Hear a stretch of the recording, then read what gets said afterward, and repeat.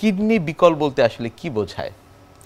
আসলে কিডনি বিকল বা কিডনি ফেলিওর যখন বলি তখন এটাই বোঝায় যে কিডনির যে নর্মাল কার্যক্ষমতা আছে সেটা লুপ পেতে পেতে পেতে পেতে যদি একেবারে 5 ভাগ বা তার নিচে চলে আসে সেটাকে আমরা বিকল শব্দটা ব্যবহার করি। এর আগে কিন্তু আমরা আগেই যখনই কিডনি আক্রান্ত হতো আমরা বলতাম ক্রনিক কিডনি ফেলিওর। নিশ্চয়ই। এখন কিন্তু শব্দটা বদলে গেছে, এখন ক্রনিক কিডনি ডিজিজ বা অ্যাকুইট কিডনি ডিজিজ। তো যখন দেখা যায় ক্ষমতা অনেক কমে যায় তখন সেই শব্দটাকে আমরা বলি বিকল।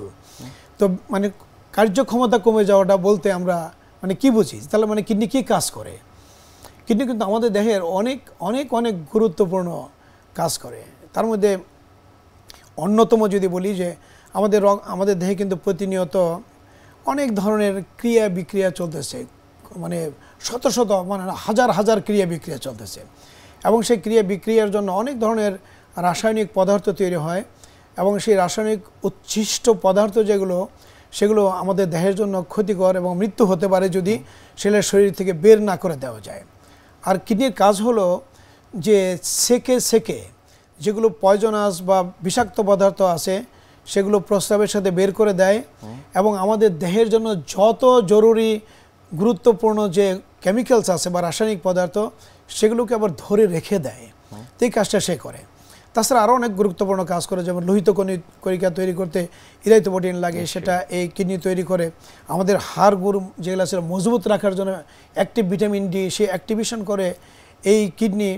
আমাদের যে রক্তে অ্যাসিড বেস থেকে শুরু করে সোডিয়াম পটাশিয়াম বলতে যত ধরনের কেমিক্যালস উপাদান এই মাটিতে আছে সবই আমাদের দেহে আছে এবং সেগুলো কিন্তু কাটায় কাটায় একদম ব্যালেন্স করে রাখতে হয়।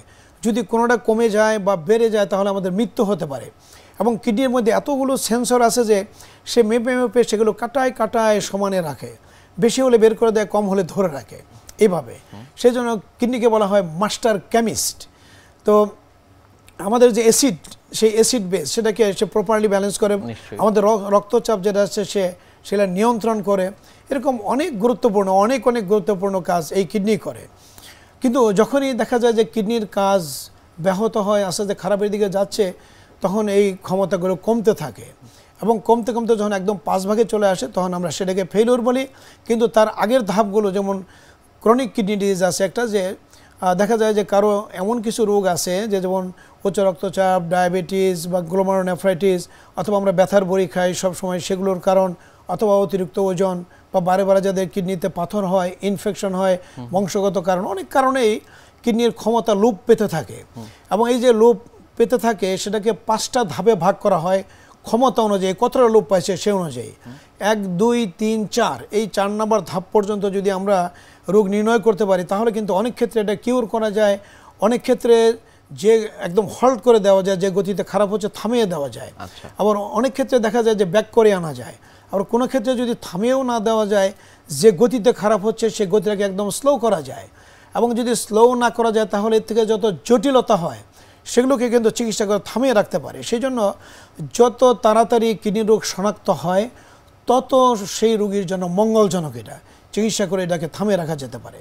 আর একদম যখন শেষ পর্যায়ে চলে যায় তখন কিন্তু বেঁচে থাকার জন্য আমাদের 2টো উপায় থাকে। একটা হলো ডায়ালাইসিস, অর্থাৎ আর্টিফিশিয়াল উপায়ে রক্তকে পরিশোধন করা।